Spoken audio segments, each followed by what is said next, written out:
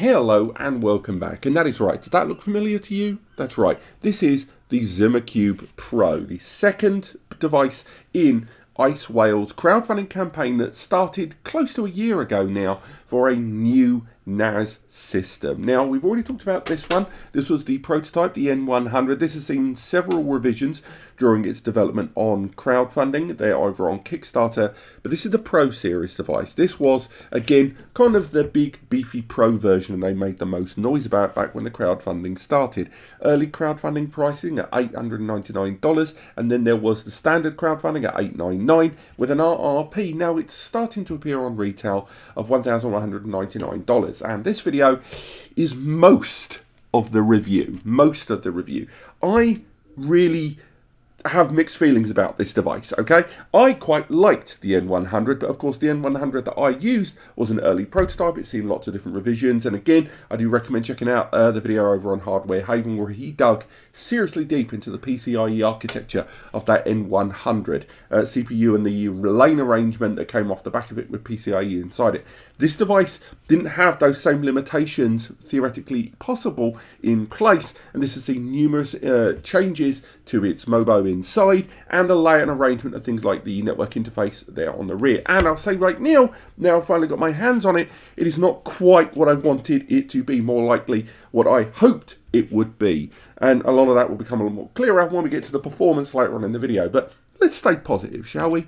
This device arriving with 6 SATA bays there at the front for 2.5 inch and 3.5 inch media. Very good trays. They've altered the design in numerous ways. This tray here on the front is still awful to get off the front. It needs some sort of handle, never mind. But alongside those SATA bays inside feeding in directly into a board there on the rear, you've got that 7th slot. That 7th slot has got 4 M.2 NVMe's and its own control on board, the AS Media 2824, which is a Gen 3x8 PCIe switch, although when I dug into SSH I kept finding reference to it being 3x4, so that's 4,000 megs. Again, more on that later on. Alongside that, on the rear of this device, we have got further ports and connections there. We have got ourselves 2x 2.5 GBE ports and a 10 GBE port as well.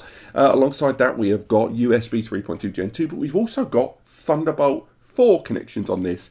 The HDMI, we're not really going to talk about that. Their OS doesn't really do much with it. Containerization does some things with it. Frankly, HDMI is on it, and if you're going to use it in your own OS, good for you. You can also see inside here, we've got 2 PCIe slots, and currently I have got a card already pre-installed inside there. That is a 40 gig Melanex card. That is for the follow-up video. And then on the rear of this device, if we remove that base panel, we've got those 2 fans there on the base. So quite a lot there for what is basically a grand, about $1,000. And if you look at the current market of 6-bay NAS devices, the ones that are out there, if you're looking at a 6-bay with an i5 CPU, and for this kind of hardware arrangement, effectively with 2 more M.2 NVMe slots inside, one for the OS, you are looking at a total 6 M.2 NVMe slots and 6 SATA storage slots with 2 PCIe slots on the rear and 10 GBE out the gate and Thunderbolt connectivity, which, by the way, can be used over a direct point-to-point connection like a Thunderbolt NAS. It sounds fantastic, right? What on earth problems could I find with this? More on that later on. That CPU inside, that i5, when this was first being announced and discussed, the 1235U CPU motherboard combo that we're seeing, that SoC version of that processor, was pretty hot stuff. But fast forward to now, in late summer, early autumn, depending where you are in the world, that's actually quite common processor. It's not that hard to get in, pre-attached SoC ITX motherboards we've seen in the market. The fact this has got 2 PCIe slots probably makes it stand out more, if I'm honest, as an ITX board. But nonetheless, you can pick up a load of Ying, do a great version of that board that you can get hold of there, pre-attached, ready to go. So a lot of the simplicity there of that combination in such a compact form is less unique since this crowdfunding was first announced. I'll also say certain limitations with regards to the hardware. We've got to talk about lanes, because definitely there have been little wings clipped all over the place. I already mentioned that little adapter card there that's got 4 M.2 NVMe's. On the base of that is that ASM 2824 PCIe controller there, which in SSH I found reference to it being 3x4, which I found kind of odd. On top of that, the SATA controller inside has been improved since issues that were found originally with the controller and kind of controller on control onto PCB creating bottlenecks. That is the one inside the ASM 116. It's a PCIe Gen 3x2 controller there, so theoretically 2,000 megabytes per second to play with for the SATA. On top of that, the 10GBE on the rear, modifications that have been applied to this during early development. We're already seeing MOBOs like the MW N100 NAS board that we're going to be talking about at the channel soon, arriving out the gate with the N100 CPU and a pre-soldered 10GBE, and a lot of that has been made possible due to that fantastic new 10G controller. And with that, much like the IO Crest controller we talked about before, when we zoomed in on this device internally, we found the 10GBE inside there is using a similar architecture. It is an onboard dedicated low-profile controller to add 10GB. It's not a separate 10G card, so you're still keeping those PCIe slots. Other little bits of clips and wings that we've seen. So, for example, the M2 NVMe's reading coming through from there, they have been downgraded to Gen 3x4 speeds each. The internal OS SSD Gen 3x2 as well there, as this video is about the base level hardware. That's very important to take in mind with this vid. And also this arrives with 16 gig of DDR5 memory, which is the baseline memory that the Pro Series model arrived with. You could have scaled it up with the Creator Pack, but that can scale up quite significantly, and that's non-ECC memory because of that CPU there. Again, a 10-core CPU. It's, I think, 8 efficient, 2 power core there. It's 20 lanes to play with, and it's been distributed kind of pretty well, but not perfectly. The M2 NVMe is being brought down to 3x4, which is kind of a sad necessity, I guess, because of that Gen 4 lane that they're on to start with. Now, given its scale, I think a lot of users are going to wonder about things like power consumption, noise, heat, that sort of thing.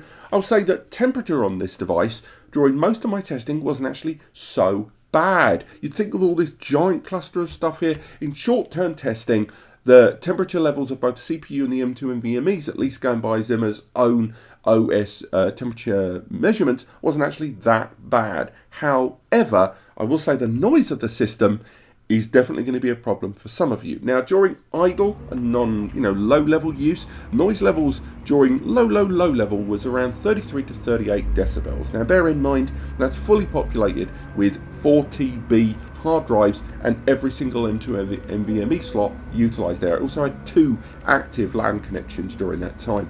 So that noise level, although not low, isn't actually too bad. Active use, on the other hand, was a very different story. During active use of this device while we're accessing the hard drives and the NVMe's and the fans kicking off, we saw around 50 to 60 decibels consistently there. Which is quite interesting because we're talking about the temperature of the system being seemingly okay, and indeed with the drives themselves, but the noise being very high. One of the reasons for that was the fans on this system kick off at the blink of an eye. It takes almost nothing for this system to suddenly kick in with its internal cooling.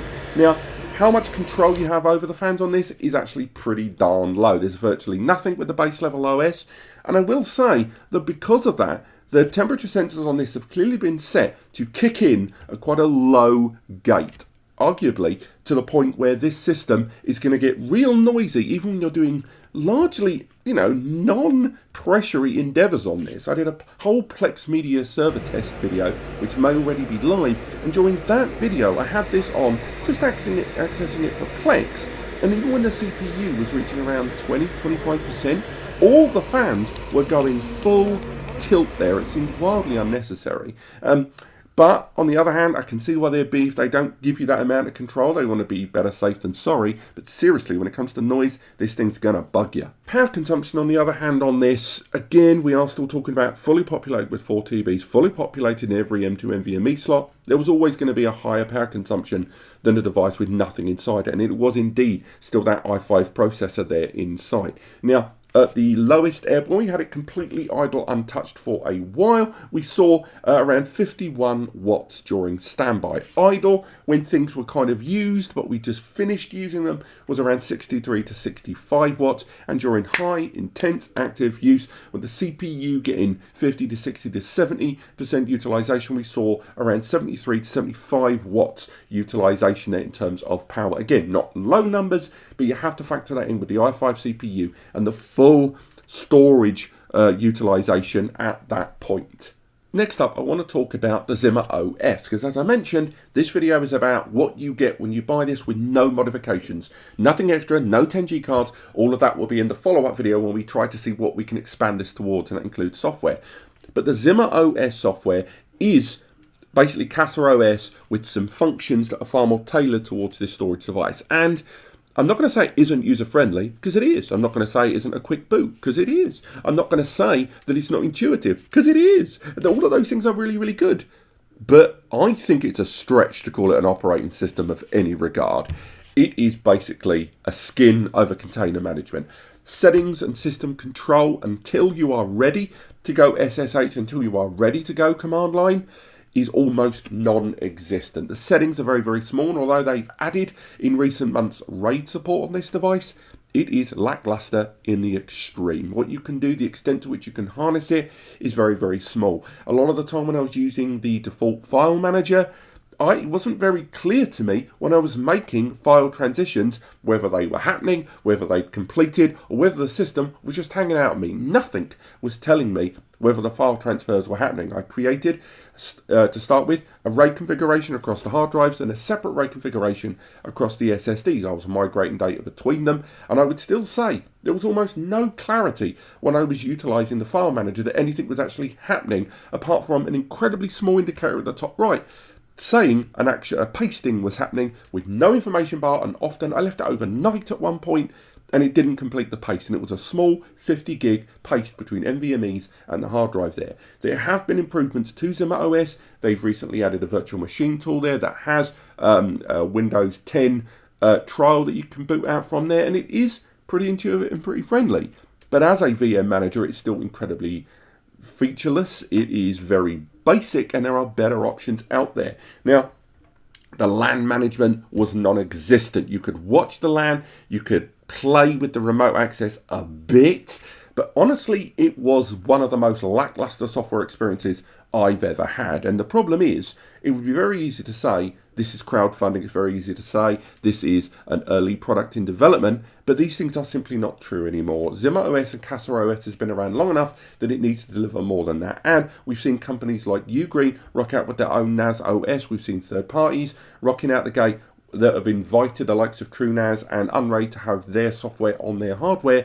They could have chose that option, and they chose not to. So we have to judge that software now. It is officially on retail for what it is, and unfortunately, it is pretty darn lackluster there, with very little control elements open to you, the end user. It is intuitive, but there's a small amount of control afforded to you in that OS. Apps are easy to install with the containerization, but that's really it. Which leads me to performance, and frankly one of the ways in which this video may well die on its arse in terms of any kind of recommendation. Now, during my access to this system, I used two different client machines. I used a Minisforum, the Minisforum MS01 converted into a Windows 10 machine and connected to this device over 10G. I also used my 10G laptop to connect to it simultaneously, and I also did a Thunderbolt connection to this device, because as mentioned, really good news, you can just directly interface with this over Thunderbolt, which genuinely, almost for content creators, may have justified its price. Thunderbolt NAS devices are only really QNAP in the market, are really hard to come by. However, the performance on this was inconsistent in the extreme. Let's go with a standard 10G connection. I connected to this device with its SSD pool and its hard drive pool, and on ATTO Benchmarks over 10GBE, I saw relatively good numbers. The hard drives and the SSDs both giving me around 950 over 650. When it came to the main SATA base, to reach 10 gigabit, I had to use SATA SSDs, but when I was using the SATA hard drives, I was only getting around 400 to 500 megs, which is quite standard for 6 hard drives in a RAID 5 environment there. The SSDs in a RAID 0, but I will say, ATTO, that was as high as it ever got. because I moved over into AJA and I did a 1 gig, a 4 gig and a 16 gig test, and I saw numbers consistently across the board of 600 over 500. That was testing on both the hard drives and the SSDs, and it was testing at over 10 GBE. I was starting to worry that my host system was creating some sort of bottleneck with OBS. That's why I started running tests on a second machine,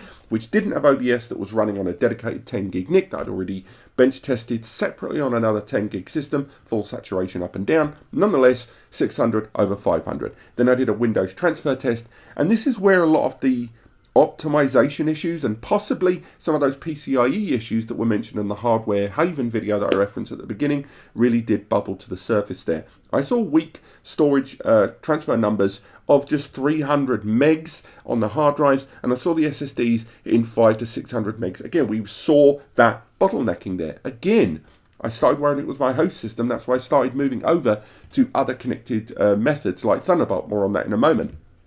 Now, with the SSH access, I tested and checked the PCIe lanes afforded to those NVMEs, and again, that's how we found out they were downgraded as Gen 4x4 drives that I put inside down to 3x4 there. Now, doing individual tests on the drives inside within SSH without caching, we saw that the drives achieved 2.2 gigabytes per second over 1.6 gigabytes per second. Bear in mind that not only is the OS drive there reduced to 3x2, but also I saw weird numbers coming off of one of the Seagate Fire CUDA drives inside there. Again, maybe that is the second lane. We're not going to go into too much detail on that. I can understand that the second M2 slot would have been reduced slightly, but nonetheless, 2.2 gigabytes per second over 1.6 gigabytes per second per each of those individual drives. It's not perfect, but it's not terrible. It is, of course, 4 drives feeding into an EDP cable there, which is kind of funneling them all into the PCIe via that controller that we mentioned earlier on, that's on the back of that kind of slide-in 7th bay. But nonetheless, these weren't terrible numbers, but they're still less than I expected. But the real gutting thing was when I started conducting transfers between SSDs within there. So that's 2 SSDs inside that bay, transferring data between them there. And unfortunately, this is where, again, we saw numbers of around 550 to 600. Now, arguably, you're going to see half of the read-write that we saw earlier on, because we already know the write performance was 1.6 gigabytes on those slots. But transferring data between them was obviously handing back and forth onto the card, but 550, 600 was still pretty darn poor. Now, when I connected to the Thunderbolt connection on this device, the Thunderbolt connection was a 20 gigabits per second connection, half of what I would have expected for Thunderbolt 4, but again, they were pretty clear about that in some of their early specs. They were detailing that the Thunderbolt 4 connections there, 2 of them, were going to be 20 gigs per second connections there. Now, I directly connected to this over a Thunderbolt 4 connection on my Thunderbolt 4 laptop, and I did the same thing again on ATTO to verify the results. The good news and the bad news is, on ATTO, in terms of read, we saw really good numbers at 1.6 gigabytes per second over Thunderbolt. Given there's only 2 gigabytes per second to play with on that 20 gigabit connection, that's a pretty good saturation there for the SSDs. I didn't get a chance to test the hard drives at that point, because that was when I was doing the swap between the SATA SSDs and when I'd moved on to other testing for the follow-up video. But the real bummer was write. When I went for write performance over Thunderbolt, I only saw 400 megs in ATTO, and that was doing a 256, a 1 gig and a 4 gig test file. I then moved over to AJA, and AJA only gave me 1 gigabytes per second on a 1 gig, 4 gig and 16 gig test. And then I saw the write performance go down to just 250 megs. And then when I did the Windows 100 gig transfer that we did earlier on in the 10 gig, again, we went down to just 250 to 300 megs, and that's on the SSDs. Optimization on this needs some serious looking at. That's what I'm saying across the board here. Add that with the CPU and the fans being somewhat inconsistent, the power consumption not being too bad, all adds up to a 6-bay system that, for me, isn't finished. I like it. I really like it, and I think in the market of 6 bays that you can buy right now, it's good, but it ain't as perfect, and it ain't the dream machine they were promising during the crowdfunding. And I think that's the big bummer here. Hello again. So I'm hopping here later on, way after production on the video that you're watching right now. I just wanted to add this on the end. It's a few extra things that have come up in the time since I originally recorded this video. So number one, I have been in continued correspondence with IceWhale about matters to do with the changes in these motherboard in here, between the N100 motherboard we saw in the predecessor and this new one, but also about some of the difficulties I encountered during my performance measurements. And frankly, they didn't really address any of the issues in the draft video I sent them with regards to the performance performance dips that I saw consistently and kind of the inconsistent performance I had here. They did give me a breakdown of a lot of the differences as mentioned on the Mobos there, and although I can't access a number of the updates during the crowdfunding campaign, I will say a number of them were republished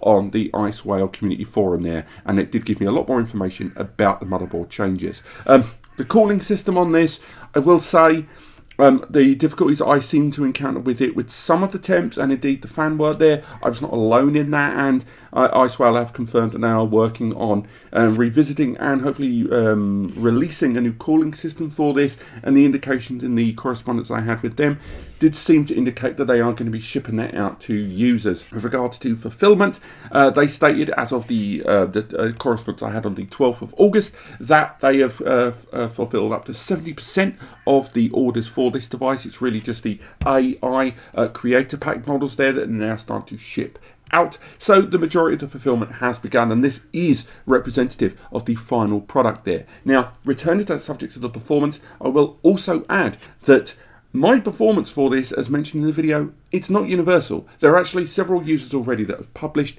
different performance and evaluation reports on this device online, and although some of them are in alignment with me, I will say there are ones out there where they are getting much better performance. If you go to Sabby Tech, he's already got some videos rolling out on YouTube. He's also got a very detailed breakdown of performance numbers over on IceWhale's own community forum, and he goes into a lot of detail there, and I'll say, again, a lot of those performance numbers achieve full saturation in a number of ways. There's another one, Sawwin, where he's already started rolling out a lot of his evaluation numbers too. Finally, Colton over on Hardware Haven. I've already sent him a couple of emails to find out where he is at his review, because I think a lot of us are going to be interested where he's at, and he hasn't finished it there, but I'm sure, again, hold out for that, and I'm sure YouTube is recommending it somewhere on the screen for you. But I just wanted to add this here, just to let you know that IceWhale did respond to a number of my emails, but they didn't exactly flesh those emails out considerably.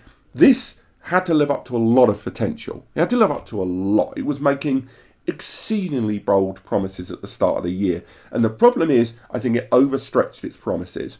If it was a little bit more realistic and a little bit more grounded in what it was promising, I think we could see something great from this. And if you have backed this project for $1,000, or the $899 originally, $899 originally, you do still have a bargain, by the way. I don't think you can build something like this for $899 then. However, now you can get pretty close to this, thanks to things like IOCrest 10G adapter, thanks to things like USB 4 and Thunderbolt 4 crossover technology allowing, or at least support, allowing Thunderbolt connectivity on NAS is being a little bit more affordable, and we're starting to see not only Gen 4, we're seeing Gen 5 ITX Mobos arrive on the scene. This was a great proposal when it arrived, but because I think it overpromised, now it's arrived and there are other options in the market, it has somewhat muddied the water for its overall reception for those that have been following NAS when they originally backed this and seeing other innovations happen. Had this arrived 3 to 4 months earlier, I think this would have been a very different conversation. Ultimately, as I mentioned over and over again at the intro, this isn't the full review. I can't say this is the full review because as it stands, I think this machine requires more optimization. I think there's more you can do with it. But that's the reason for video 2. I want to slam 40 gig cards in this. I want to test other media. I want to break down into those PCIEs. And I want IceWhale to answer my email when I talked about the inconsistent performance numbers that they've not got back to me. Again, I'm going to give them a couple more days. But apart from that, if this video has already gone live, take it as read, they didn't reply. But thank you so much for watching. I hope you've enjoyed this. I don't mean to rubbish on this device because I actually quite like it. I just think they have overpromised what it can do and what it is. I think right now it is a very competitive 6-bay or a hybrid 12-bay if you really want to push it out there. And for third-party OSs, this isn't any kind of leak or any kind of spoiler for the next video. Slam unraid on this or true NAS, completely different conversation. But wait for that video when it comes out. Thank you so much for watching. Written review in the description below. I'll be updating that as we find out more. But thank you so much for watching, and I'll see you next time.